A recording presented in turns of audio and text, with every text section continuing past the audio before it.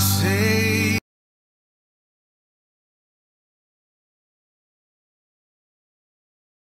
بچه ها سلام. بچه ها منظورم بیشتر خانومو هستش. میگم من این سن آنتونیو این هتلی که رفتم یه بار یه کرم خریدم. خواهر من این کرمه داره دهنم رو میگه. 3 ساعت کسکش بعدم خوابیدم هی خودم میمالم این کرم نمیره. این کرمه به خدا اینا این کرمه. اینو خریدم و اینا این دوتا رو خریدم. اینا به مرده گفتم، مرد بود خارکسه فکر کنم. گفت نه من خودم اینو میزنم. یادم رفت بگم خارکسه به کجات میزنی؟ این کرمه. این کرم هست هرچی میزنی این چربیش نمیره.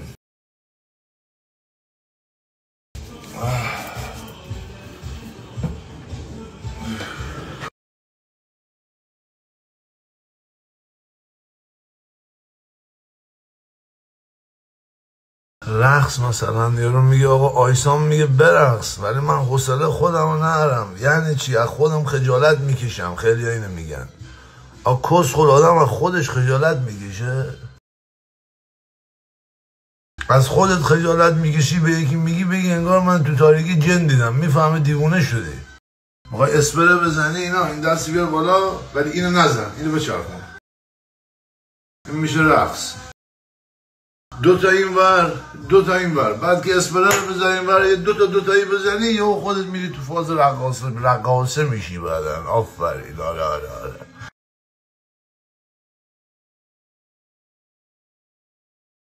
بچه ها سلام، خسته نباشین.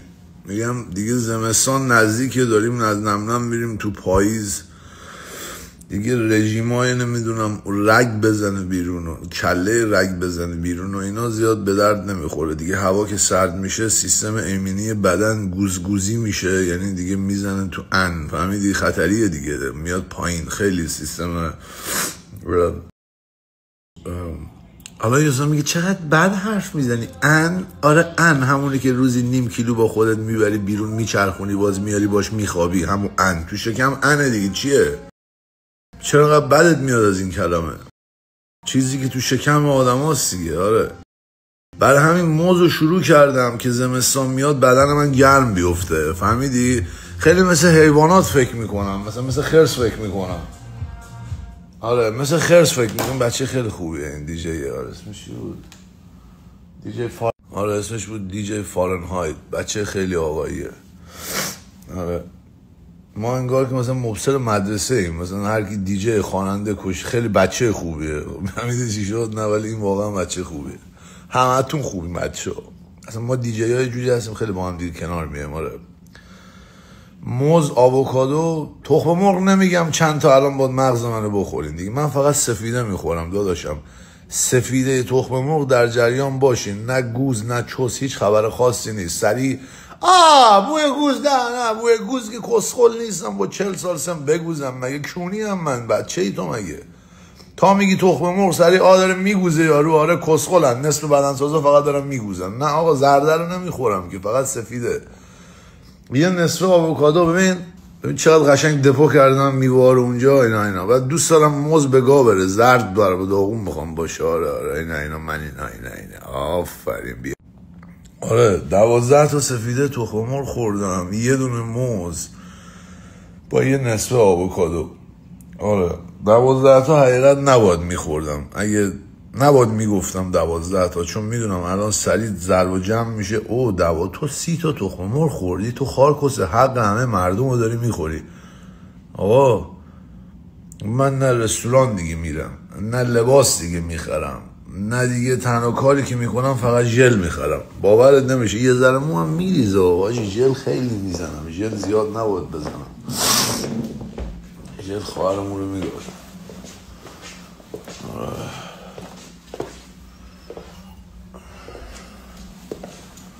صبحونه خوردم، یه آب بزنم اینجا رو. بمیر دیگه بابا دیگه.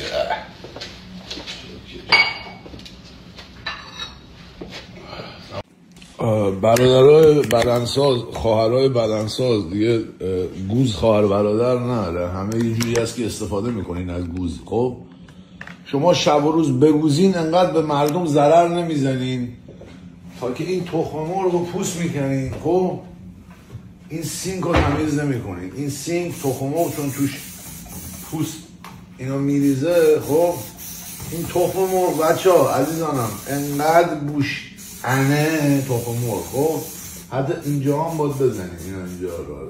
خب اینو شما چیکار میکنی؟ اینو سریع شما کسخل بیا بیا بیا اینا سریع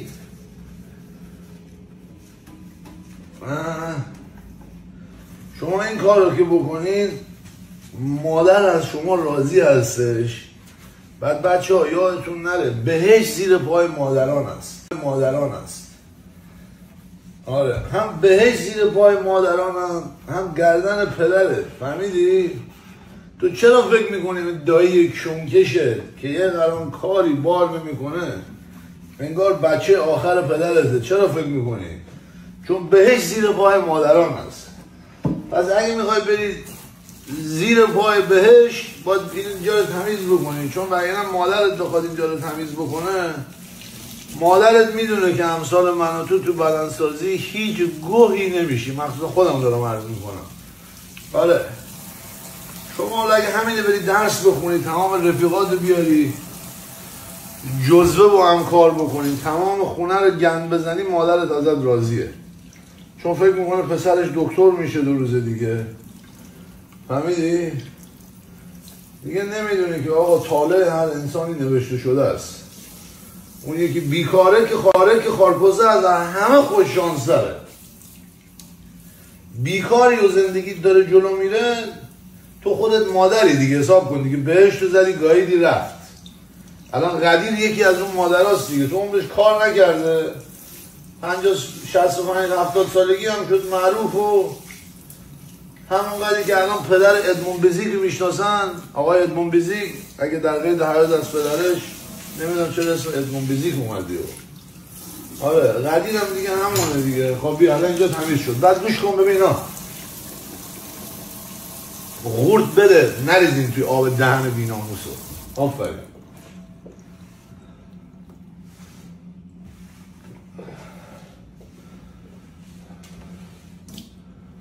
کارا رو بکنیم. 2 روز دیگه کسکشی خوردیم، یه وقت داریم رستوران جای کار میکنیم، یکی فیلم گرفت دیگه بگن آره با این قدیم هم همین کارا رو میکرد. تمیزی داشتم برکت میاره، تمیزی خارپوسته برکت میاره، یاد نره. آفرین. خب دیگه کون نده دیگه بابا، خارپوسته بازی در نیار دیگه، جاکش. اینم میزنم اینجا. میگم حالا تا حالا مگه ندیدین کسی سینگ بشوره؟ ندیدین؟ خب بس باشه بیاد.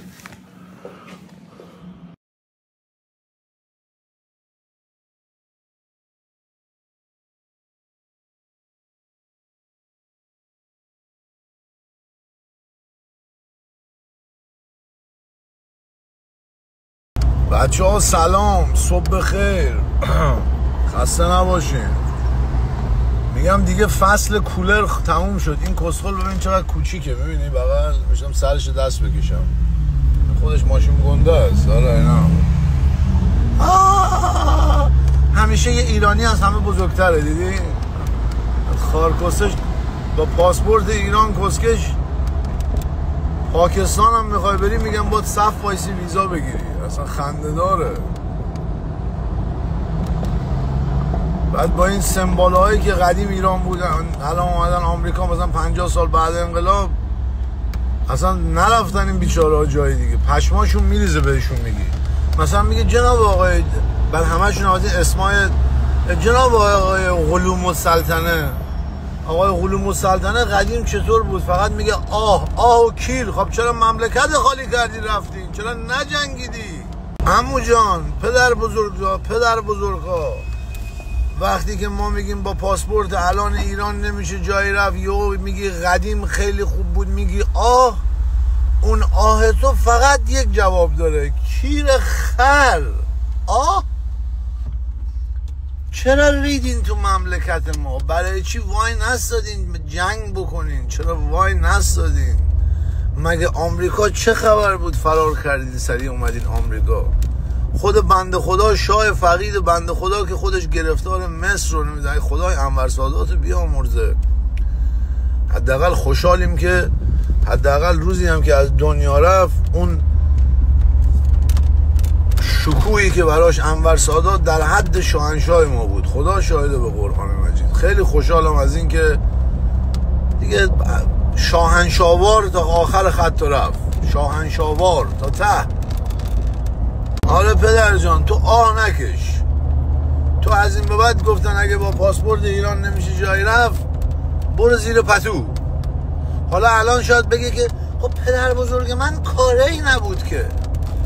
یادت نره داشت من، جایی که با طرفی رو انتخاب بکنی بی طرف وای میسی یعنی تو اصلا مثل پدر بزرگی کم کشی. طرفت باید مشخص باشه کدوم ولی هستی. پدر بزرگ نه ما که کاری نبودیم. اتفاقا هر کسی که شناسنامه ایرانی داشت یه کاری بود. این حرف چیه؟ بس اگه کاری نیستی پس آدم میمیره باید آدم تو ازبکستان دفع کنن دیگه. ما که کاری نیستیم. حرفا چیه؟ آقا جون خودتو کسگیر آوردی یا ما رو؟ پس از این به بعد نگین پدر بزرگ من که بیچاره یه جوشکار بود کاری نبود که. نه اتفاقا همه کاره بود. حالا یکی میگه جناب پروفسور اسلامی نگاییده. میگم جانم بفرمایید. میگم ماشین قشنگه شاهنشاهیه. آره خواه گوش کن سوارش نمیشیم خواه کنه گاه. یارو میگه جناب آقای استاد اسلامی الان هم کسایی هستن که دارن فرمون پدر بزرگ همون سال 57 میرن. میگم بله. میگه میتونین اسم ببرین؟ گفتم اسم نمیتونم ببرم چون تعداد این آلکاپونا خیلی زیاده. پس استاد اسلامی چجوری میدونی یک نشانی بدی؟ هر کی که داره وسط بازی میکنه جز اون پدر بزرگاته دیگه. یعنی 50 سال دیگه باید برن زیر پتو. آره تکلیفتو داداشی با خودت مشخص کن که شب داری میخوابی حداقل بدونی واسه کدوم ور یه دعا بکنی. آخه نمیتونی بگی خدایا من وسط هستم. حمام که نیست که وسط بلرمه بگی دیگه. زندگیه.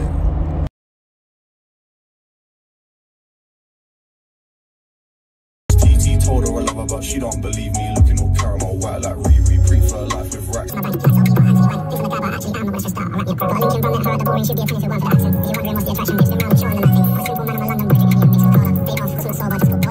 What's the agenda? I've been high since like November. I like my things nice and slender. میگم هر کی اندازه خودش بدبختی داره. من با کارمندای خودم خیلی رفیقم. از این کسبازی های رئیس و پئیس و این کنده بازی ها خوشم نمیاد. داره چون انسان به گوز بنده به چوس پیوند. خیلی راحت میشه فردای اتفاقی بیفته من بشم کارگر همین کارگر.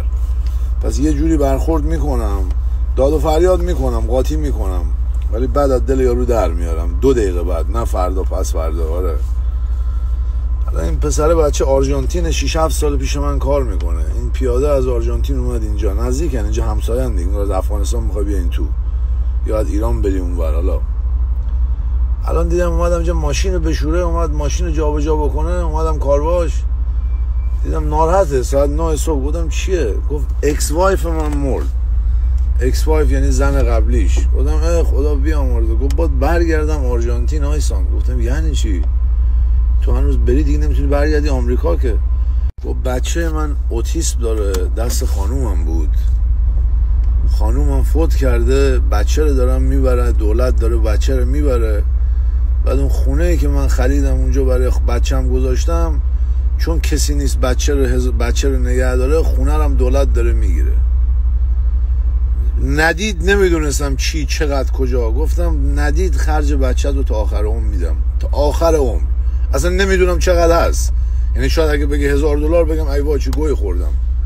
خب دیدم برگشت گفت آیسان تو بچه نداری. گفت تا نرم دل من آروم نمیگیره. آره این پسر هست. اینا آوانم کار باش اینجا. این که نمیدونه من دارم چی میگم. این پسر هست. آره قلب من مال این چیزا نیست اصلا نابود شدم. جای طرف خودم رو قرار میدم تا آخر. حاجی کسایی که بچه اوتیسم دارن، خواهرزادته، بچه برادرته، بچه خواهرته، شما نمیدونین این پدر مادر چه عذابی دارن میکشن. چرا حالا فکر میکنی عذاب میکشن؟ چون اون فرشته ای که به این همه انسان ها فرشته هستن، یه سری فرشته ها کسه بازی دارن. تو فرشته هم هست اینجور آخه. یه سری فرشته ها نرمال هستن، یه سری فرشته واقعی هن. اینایی که اوتیسم دارن میان لای ما گاوها، لای من گاو، اینا فرشته واقعی هن. کسایی که این فرشته ها رو نگه میدارن و نگهداری میکنن، ناخواسته این اتفاق افتاد دیگه. بچه ولی برای اون پدر و مادر هیچ فرقی نداره. اگر اون بچه بخواد بره توی ناسا یا اون بچه تا آخر اون تو رخت خواب باشه، برای پدر مادر هیچ فرقی نداره. کسایی که بچه اوتیسمی دارن خیلی با اون پدر مادرها باید حال داد، خیلی با اون پدر مادرها باید وقت گذاشت. ببین شما اولادت که دنیا میاد، تمام یه گل وقتی میخری تا روزی که بزرگ بشه، تا روزی که گل بده، حتی کاکتوسی که گل نمیده تیغ میده، همه هی نگاش میکنی ببینی فرداش چی میشه. بچه طرف اوتیسم داره، هیچ فردایی وجود نداره، فقط گذشته داره زندگی میکنه. بعد میخواین برین کمک بکنین، نمیخواد برین مکه، نمیخواد سر یک گوسفند رو ببری. تو این گوسفند 6 ماه غذا بده، مثل سگ پشت سرت میدوه، تو مگه سر سگ رو میبری؟ حالا به هر حال برین قصابی بخرین، خودتون نخرین نبرین. حالا دی کس بازی ویژیتریان و آی ملکول من پایین میاد و کیر من بلند نمیشه، اونا رو دیگه من نمیدونم. داشه گلم خیلی غمگینم، سر وجود غمگینم و تنها دلیلی که به خدا میگم منو ببر پیش خودت، قلب من طاقت غصه ها رو نداره. الان خودم پر از غصه شدم، چشم پر اشکه. یعنی الان پیاده شم یکی دیگه بگه یه اتفاقی برای فلانی افتاد، من مشکل میدونین چرا همه ایران فکر میکنن من شبیه اونام دیگه؟ چون خود ذات پنداری تو ذات منه. من الان که خواهر من، برادر من با تو صحبت میکنم، تو فکر میکنی من عین تو هم، در صورت دیگه من فکر میکنم تو هم عین منی. میدونی چرا؟ چون این رابطه است، انرژی بین من و تو سالم میره سالم میاد. وقتی من خارکسه بازی برات در نمیارم، تو هم در نمیاری که. میدونی چی بهت میگم؟ طرف میگه نه آقا اسلام ما خوب بودیم، یارو در آورد. خب دیگه یارو در آورد که تو وقتی 2 سال الان 3 سال با من رفاقت میکنی، تو کوچکترین حرکت منو میفهمی. تو با یارو یه پیک خوردی میخوای داداشی بشی، خب معلومه کونت میذاره. چرا الان یکی میگه آیسان چخه، تو جنگ میکنی؟ نه آیسان چخه نیست، چیخه. نه من مطمئنم آیسان چخه نیست. چرا آقا 3 سال یارو رو میبینم دیگه. فهمیدی چی شد؟ بعد یکی میگه نه آقا ایسان ما 20 سال بودیم این خارکسه بازی در آورد. اون ذاتش کیریه، برمیگرده به عقرب. یعنی میخوام بگم این دنیایی که شما هستین دنیای ساکنی نیست که همه چی رو آماده کنی. خب این خارکسه است، اون کارو نمیکنم، این کارا رو انجام نمیدم، تا آخرام زندگی میکنم. نه همه چیز در حال تغییره. هر روز همه چیز هر روز در حال تغییره. انسان ها، حیوان ها، هوا، آب، باد، گوز. فهمیدی؟ گوز هم یه موقع گوزه، یه موقع چوسه دیگه. همش که گوز نیکه هست؟ نه دیگه. حالا در همه این صحبت ها گذشته، غم مردم رو بخورین، غم هم نوعتو بخور. فهمیدی؟ غمشو بخور. من قشنگ خودم رو گذاشتم جای این، گفتم الان دارم لاستیک تمیز میکنم، الان پیش خودم میگم وای بچم الان کی برده؟ نکنه بردنش اونجا دارن نگهش میدارن، قرصشو ندن. نکنه بچه من بترسه، بکنه تنها شده دیگه، مادرش نیست، من نیستم، بخواد با اون کارمندای اونجای سالمند آسایشگاه بد صحبت بکنه، اینا یه وقت بزننش. هزاران تا هزار اگر. حالا من فعلا 2 تاش تو ذهن من اومده. برای همین خیلی غمگین هستم امروز. خیلی خوشحال بودم ولی الان غمگینم و از ته وجودم خوشحالم که برای هم نوع خودم غمگینم. یعنی این نشون میده که انسانیت هنوز در من جاری است. خدا رو 100,000 مرتبه شکرت. هر چیزی از من میگیری پروردگار بگیر، قلب مهربان از من نگیر. الهی آمین.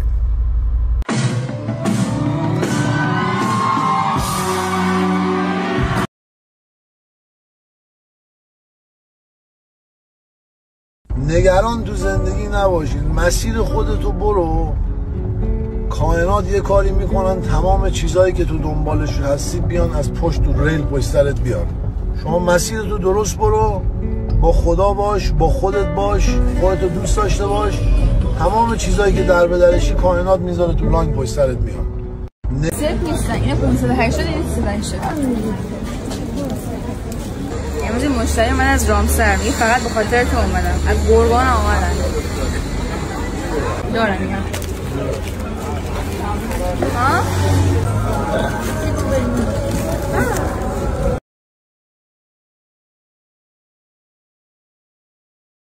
من با خدا حال میکنم. من زیاد با بنده خدا که خودمم حال نمیکنم. من فقط با خدا حال میکنم. من فقط با خداوند حال میکنم، چون خداوند تنها کسیه که مثل آینه عمل میکنه با من. هر کاری که میکنم همونو تعبیر من بکنم. بد بکنم بد تعبیرم میده، خوب انجام بدم خوب انجام میده. سلام، من آیلینم، همون دختری که دست پیش نوشم. اومدم بگم ما دخترایی که اینجوری تا آخر شب بساط میکنیم و نون حلال به دست میاریم، لیاقت حمایت شما رو داریم. مرسی که حمایتتون رو از ما دارید. سلام، من آیلینم، همون دختری که دست پیش نوشم. اما مرسی که تا اینجا همراه ما هستین و حمایتمون میکنید. ولی چون داریم رو به پاییز و سردی زمستون میریم دیگه بساط کردن برامون خیلی سخته. کمتر بیاین بساط، ولی سفارش آنلاین همچنان برام. میتونید از طریق دایرکت و بیوی پیج ثبت سفارش کنید. مرسی که همراه ما هستین. شما دلگرمی منید.